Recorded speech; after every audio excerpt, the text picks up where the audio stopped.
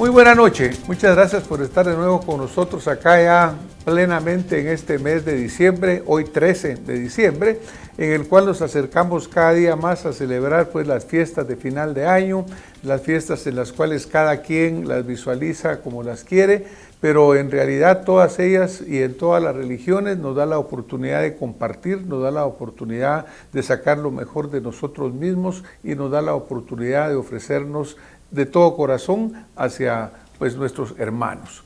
Hoy vamos a seguir hablando de un tema muy interesante porque exactamente el día 8 de diciembre se celebra el Día Mundial Internacional contra la Corrupción. La corrupción es un cáncer perverso, infiltrado, extenso, que no solamente está en nuestra sociedad, está prácticamente en todos los rincones del mundo. Desafortunadamente en nuestra querida Guatemala las raíces están verdaderamente saliendo desde abajo, ha habido mucha lucha contra ella y sin embargo nos sigue golpeando tremendamente. Y es un golpe tan grande que es mayor que el de cualquier desastre natural, mayor que el de cualquier enfermedad, porque es año tras año, es crónico. Cuando vemos alguna luz de esperanza, esta se pierde y volvemos a estar escuchando constantemente en los medios, nos enteramos por el Vox Populi, ahora las redes sociales, de acto tras acto innumerable de esa asquerosa corrupción. Entonces hoy queremos hablar este tema con una persona que ha dedicado muchísimos años de su vida a estar tratándolo, combatiéndolo realmente en acción contra la corrupción. Es el licenciado Manfredo Marroquín, a quien le doy la bienvenida. Manfredo, bienvenido a Acción Positiva. Gracias, Francisco. Siempre un gran honor y gusto de estar en tu programa y sobre todo en estas fechas que, como tú bien lo señalabas, deben ser fechas de hermandad y de reflexión.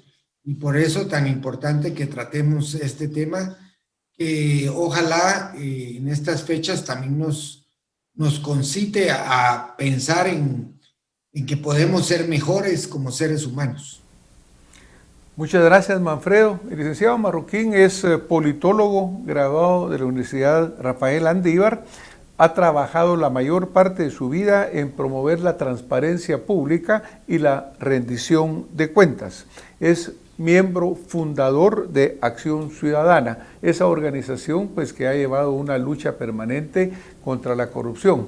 Como todas las organizaciones y como todas las personas, hay quienes tienen pros, hay quienes tienen contras, pero nosotros creemos verdaderamente que tu lucha, Manfredo, ha sido una lucha larga contra este perverso ente que no hay forma que logremos salir de él. Entonces yo quisiera preguntarte, tienes años de estar en esta lucha, has hecho muchas acciones, has sido alabado y has sido criticado, pero ¿qué podríamos decir que has aprendido principalmente en esta lucha, Manfredo? ¿Hay un final? ¿Hay una esperanza de que logremos superarla? Porque nosotros podemos pasar acá años hablando de corrupción y sin embargo parece que se corta y florece más fuerte. ¿Cuál dirías tú que ha sido el sumario, el corolario de lo que has venido aprendiendo, Manfredo? Bueno, primero decir, Francisco, que es un problema que es histórico, que ha estado toda la vida presente en nuestra vida nacional. Es estructural porque tiene que ver con la forma en que se organiza el Estado y es sistémico porque el sistema que tenemos de gobierno genera incentivos para que subsista y crezca, florezca. Entonces, como es tan complejo, yo te diría que por eso lo que hemos visto en el pasado, cuando hemos visto algo, porque no ha habido voluntad de tratar este tema seriamente, han sido esfuerzos muy parciales, como el que tuvimos, por ejemplo, con la CICIG, persecución penal. Estaba bien porque muchos en la jerga anticorrupción se dice, bueno, la mejor estrategia anticorrupción empieza cazando a los peces gordos de la corrupción para mandar un mensaje, pero luego tiene que venir la transformación del Estado, del sistema. Si te quedas solo en la persecución, pues si sigue el sistema que genera corrupción, pues tendríamos que construir muchas cárceles para estar metiendo a la gente ahí, encerrarla, pero en Guatemala hicimos parcialmente la lucha penal contra la corrupción, pero eso no llevó a que se cambiaran los sistemas, las estructuras, y es lo que es la tarea pendiente que tenemos. O sea que ningún gobierno en los últimos 30 años le ha querido entrar. Es decir, ni siquiera se quedan a nivel del discurso. Qué bonito hablar en contra de la corrupción, pero bueno, ¿cómo la vamos a reducir al mínimo posible? Eso no lo hemos visto todavía, Francisco, es una tarea pendiente. Muchas gracias, Manfredo. Pues obviamente yo creo que tú en lo que nos acaba de mencionar, mencionas cosas fundamentales. Primero, es estructural. Está metida, como hablábamos al principio, a través de todo el sistema del Estado, porque incluye los 3 órganos del Estado en una forma muy amplia. Ahora, quitar a unos simplemente le abre oportunidad a los que vienen atrás. Si unos empujan a los otros, está como la mafia, ¿verdad? Que un jefe denuncia al otro para quitárselo de enfrente. Entonces resulta que por el mal sistema que tenemos, pues vienen algunos, se enfrentan en procesos, algunos son condenados, muy pocos realmente, y después los otros ocupan esos espacios, porque yo creo que aquí parte del problema fundamental, lo hemos comentado con gente que mira el programa, tú sabes que este tema lo hemos venido tocando, lo hemos venido mencionando, y algo que por ejemplo nos señalan es, mire, es que aquí el principal problema empieza con estos funcionarios que llegan, ya sea electos o nombrados por los electos. Entonces, como que la genética parte a partir de un sistema político perverso en el cual, por ejemplo, la ley electoral y de partidos políticos permite que todo el tiempo se esté repitiendo exactamente lo mismo y salimos de unos pero caemos con los otros. ¿No crees tú que la ley electoral y de partidos políticos sería un buen inicio de cambio? Claro que sí, Francisco. Yo te diría, si tuviéramos que hacer un combo, como esos que venden en los menús de comida, un combo de cuáles son los ingredientes principales, fundamentales para erradicar o minimizar la corrupción, uno de ellos es la ley electoral y de partidos políticos. ¿Por qué? Porque tú bien lo señalas, la ley genera una dinámica en donde prácticamente la dinámica genera incentivos solo basados no en una competencia de ideales, de ideas, de propuestas, de planes, de capacidad, sino básicamente genera una dinámica económica, política económica, digamos, porque para hacer política electoral se necesita mucho dinero.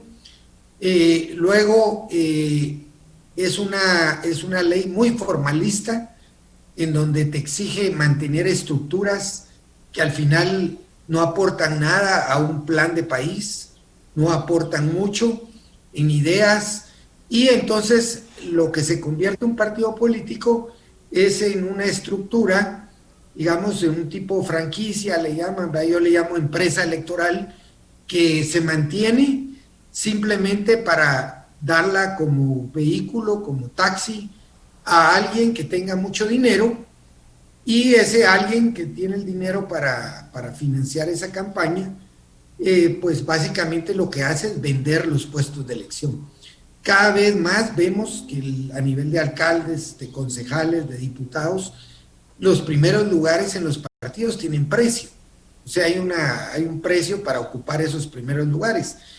El sistema permite eso, porque en la mayoría de países, no importa el lugar en que tú vayas, la gente puede elegir del listado de candidatos a diputados que lleva un partido, puede elegir al que va en el número 8, en el número 20, en el número 13. No es como acá. Acá al partido te pone al que va en número 1, te pone al que va en número 2. Y por eso terminan cobrando esas plazas, porque son plazas casi seguras. Y luego entonces convierten al Congreso en un gran bazar, porque eso es un gran bazar, en donde la primera piñata es el presupuesto de la nación. ahí tienen que llegar ellos a pegar, quién pega más duro con el palo, para obtener por lo que ellos pagaron, que es, ellos pagaron, hicieron una inversión y quieren sacarle rentabilidad a esa inversión. Y ahí se va prostituyendo todo el sistema. Luego los diputados eligen a los jueces, los diputados haciendo corrupción necesitan impunidad para no ser juzgados, entonces tienen que elegir magistrados y jueces corruptos, y ahí ya vas, todo el engranaje se retroalimenta, y eso es lo que tenemos hoy en día. Y como tú bien señalas, si no cambiamos esa ley, no estamos en nada, estamos repitiendo la misma fórmula fallida.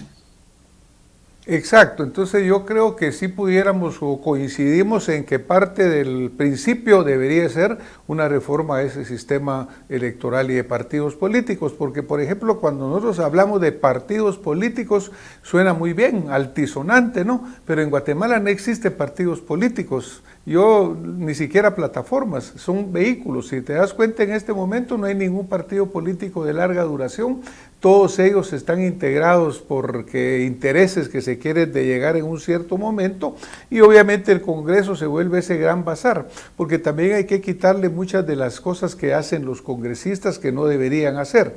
El Congreso pues debe fiscalizar, esa es una función, debe legislar y debe intermediar, pero acá hemos visto que una buena cantidad de diputados tienen empresas constructoras solapadas a través de testaferros, y resulta que todo lo que hacen lo reparten hacia ahí. Se menciona que cuando el gobierno quiere impulsar una ley, compra a los señores diputados. También se menciona, no existe la prueba, pero Vox Populi así lo señala. Entonces yo creo que ese es un problema fundamental. Otra gran debilidad es las instituciones. Por ejemplo, la Contraloría General de Cuentas, que debía ser tan fundamental. Entonces, la debilidad institucional, Manfredo, es otra de los grandes problemas que deberíamos de resolver. Claro, pero la debilidad institucional viene precisamente de ese epicentro, que decíamos es el bazar del Congreso, porque ahí se encargan de colocar a un contralor dócil, un contralor cooptado, un contralor comprado, y entonces ese contralor pues lo que hace es rebajar, disminuir todas las capacidades institucionales de la Contraloría. ¿Y a qué se dedican muchos de los auditores? A extorsionar. Eso es el trabajo de ellos. Mire, yo le limpio este reparo, si paga tanto. A eso se dedica en realidad la Contraloría, no a hacer una auditoría fiel a los hallazgos que se encuentran. Y otra vez vemos incluso reparos de auditoría que son ridículos, que normalmente se hace a los buenos funcionarios, porque también hay que decir que hay buenos funcionarios en todo gobierno. Por malo que sea el gobierno, no logra cubrir todas las plazas, y siempre hay un buen funcionario, pero esos buenos funcionarios, que son la excepción, son los que más le sufren a la Contraloría, porque contra esos va, porque ahí, como no hay pago, ahí va, pero el debilitamiento institucional viene del epicentro, que es el Congreso. Porque si eligieran un buen contralor te pone lo mejor en la primera línea de las auditorías, te identifica dónde están los grandes focos de corrupción. Bueno, Ministerio de Comunicaciones, están robando la plata siempre.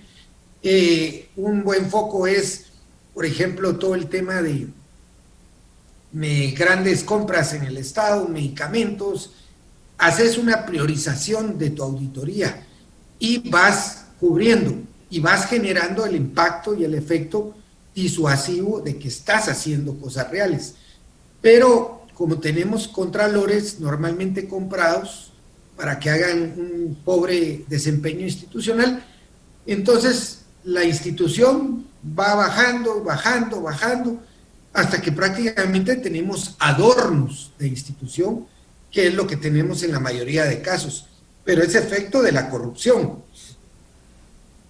generada por el sistema político electoral, que después se traduce en un congreso, como le llamamos, bazar, y ese congreso bazar irradia a toda la institucionalidad esta onda expansiva de que aquí estamos ocupando puestos públicos para la renta de cada uno.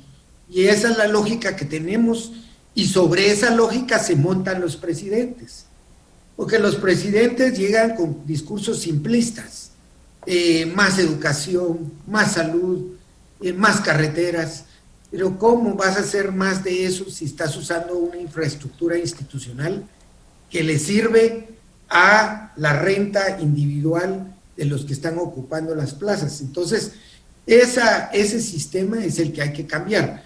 Entonces, el primer engranaje, dijimos, la pieza de ese engranaje es la ley electoral. Yo te diría que después vienen otras obligadas, que es el servicio civil. O sea, necesitamos tener unos empleados públicos, primero, que sepamos qué van a hacer, en dónde lo van a hacer. Y que ellos sepan qué van a hacer, que ellos también sepan qué van a hacer. Hoy se contrata, mira, hoy se contrata empleados para no hacer nada. O sea, para plazas fantasmas. Se calcula que 1/3 de las plazas en el estado son fantasmas.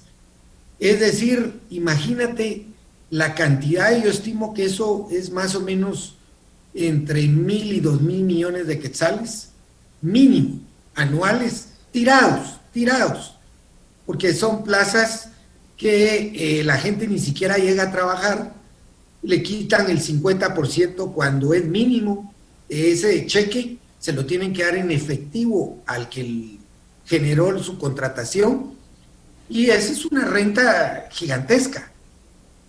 Y eso, imagínate, Manfredo, eso te hace prácticamente imposible el desarrollo de un país, pues, porque en Guatemala prácticamente no existe nada que se haga que no sea financiado.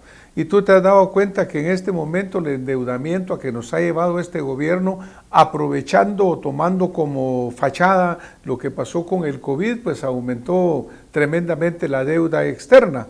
Y luego este año la siguen aumentando.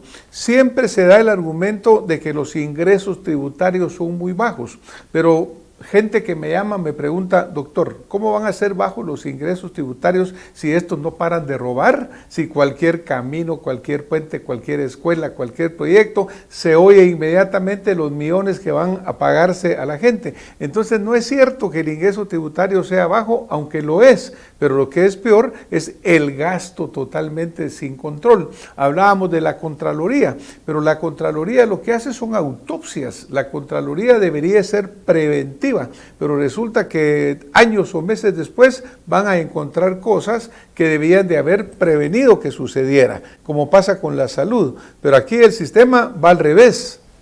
Te doy un ejemplo de eso, Francisco. Mira qué ridículo, qué ridículo. En los diarios, en el diario El Periódico, porque hay que dar la fuente, sacaron un reportaje al inicio de año con todo, describiendo todas las empresas que representaba este director de caminos que pusieron, el señor Chojolán. Ahí decía que él era el representante de 60 empresas constructoras, y muchas de ellas de su familia. Lo nombraron.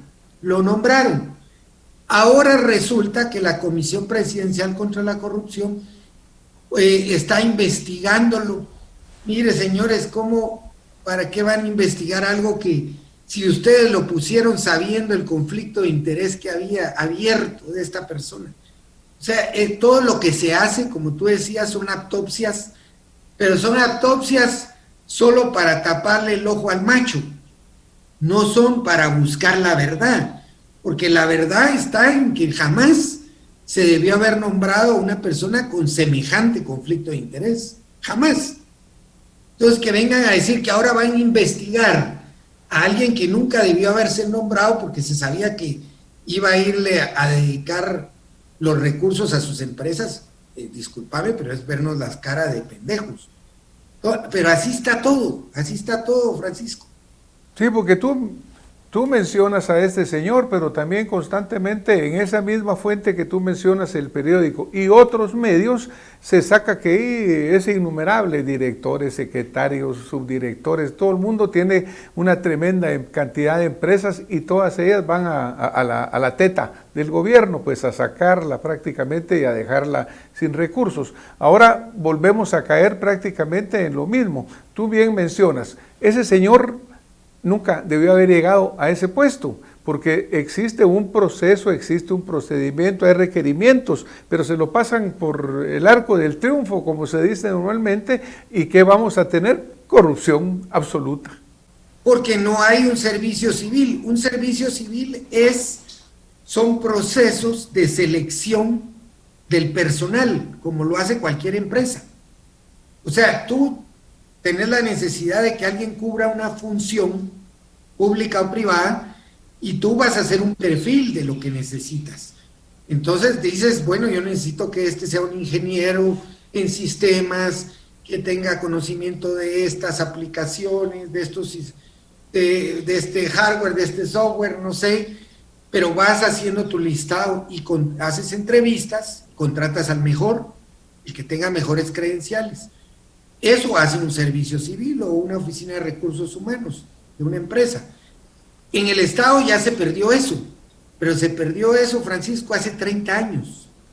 Entonces lo que estamos cosechando es estar pagando una planilla absolutamente improductiva, inerte. Entonces, ¿qué esperamos? ¿Qué desarrollo puede venir de eso? En la mayoría de países del mundo se busca en la administración pública ahora un principio, y es que para entrar al servicio público tú tienes que tener barreras muy grandes de entrada. O sea, cada vez exigir más estudios, más conocimientos, más experiencia, y la barrera de salida la abrís. Entonces tenés que tener procedimientos muy expeditos para expulsar al mal recurso humano. Aquí está al revés. Aquí la entrada está abierta y después cuando tú te quieres deshacer de un empleado, no se puede. Imposible, prácticamente no lo podés sacar. Pues mira, Manfredo. Es al revés como estamos. Claro, pues mira, Manfredo, como el tiempo en televisión se nos va caminando, nosotros pues la verdad que quisiéramos dejar un regalo a esta Guatemala que tanto amamos, que tanto queremos, que hemos estado pues luchando por ella, tú en tu campo, todos, muchos buenos ciudadanos. Yo diría que para dejar un regalo sería, señores, busquemos formas de acabar con esa corrupción. Como el tiempo se nos va, yo quisiera sumarizar un poco. La primera que yo creo, después de escuchar lo que tú nos mencionas y en lo cual coincidimos, es un cambio real en la ley electoral y de partidos políticos. Ese sería el inicio, porque mientras no tengamos funcionarios correctos, honestos y funcionarios que lleguen a servir y no a servirse, esto es interminable. Ellos nombran a toda esta partida de corruptos que saben que son contratistas del Estado y no les importa, porque probablemente están recibiendo ellos también una tajada. La segunda diríamos que debería ser la ley de servicio civil, definitivamente, para tener funcionarios honestos. También, obviamente, el fortalecimiento institucional. ¿Qué quisieras agregar acá, Manfredo, como otro de los factores que debemos de luchar por conseguir? Digo, el tiempo se nos está yendo rápido, así que, ¿qué quisieras tú dejar acá de mensaje a nuestra gente aquí en Acción Positiva? Bueno, yo te diría que hoy solo hablamos de dos instrumentos porque, bueno, se traducen en leyes, pero más que leyes son sistemas. Y un sistema, como tú bien sabes, está integrado por muchos componentes. Y el problema real de Guatemala es que como en el Congreso ya no hay discusión, porque no hay gente con capacidad de discutir, porque llegaron ahí pagando el puesto, entonces estamos en ese círculo vicioso. Necesitamos nuevos sistemas, pero eso los aprueba el Congreso. Pero si el Congreso no puede ni siquiera discutir estos temas porque no tiene capacidad, entonces ahí es donde viene la cosa, porque lo que ha pasado con estos cambios, reformas que han hecho a leyes, es que las hacen peor, porque no tienen concepto. Las modifican para beneficiarse. Exacto, solo orientados a aumentar su beneficio. Entonces yo te diría que el problema es grande y por eso mi reflexión final es: solo el pueblo salva al pueblo, como dice ese dicho en las manifestaciones, esa proclama. Solo tenemos que ser como ciudadanos más exigentes, menos tolerantes con la corrupción y los gobiernos ineptos y corruptos, y tenemos que salir a protestar si es necesario para decir un basta ya, porque no, como país, Francisco, no vamos a ningún lado más que a más crisis, más, tú sabes, Guatemala es el país con los peores índices de desarrollo humano de América Latina, ya compitiendo con Haití. Hoy salió hace unos días este nuevo indicador de las niñas con menos talla del mundo. Somos el quinto país con menos talla del mundo en niños, peleando ahí con países que declaradamente viven en hambruna permanente. Entonces sí, los problemas son demasiado graves, y también que la gente tome en serio el voto. Ya no vaya a votar porque le regalaron, porque le ofrecieron, que medite por quién vota, que mire qué persona es, qué trayectoria de vida ha hecho, no lo que dice ni lo que ofrece, que eso cualquiera lo puede hacer.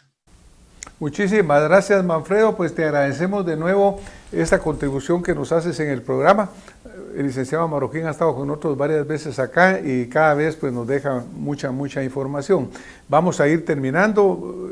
Solo quisiera recalcar que la calidad de la democracia depende de la calidad de los ciudadanos, pero los ciudadanos también tienen que tener la posibilidad de poder votar por quien ellos quieran votar. Como esta perversa ley no lo permite, porque vende plazas y nos meten esos grandes listados nacionales, entonces lo primero que tenemos que hacer de cambio es un cambio a la ley electoral y de partidos políticos. Mientras esa no la cambiemos, desafortunadamente el ciudadano no va a poder ejercer ese derecho, esa conciencia que tiene. Cuando yo miro a los miles de guatemaltecos que van a las plazas públicas, que se expresan, ellos necesitan también forzar un cambio en el cual verdaderamente puedan proyectar ese amor que sienten por Guatemala y el deseo del cambio. Manfredo, muchísimas gracias por haber estado con nosotros esta noche. Nos tenemos que retirar. Gracias, te deseamos una muy feliz Navidad en unión de tus seres queridos y en unión de todos los guatemaltecos que merecemos una vida mejor. Y a ustedes que nos han acompañado, muchísimas gracias por estar con nosotros acá en Acción Positiva y nos vemos la próxima semana. Muy buena noche.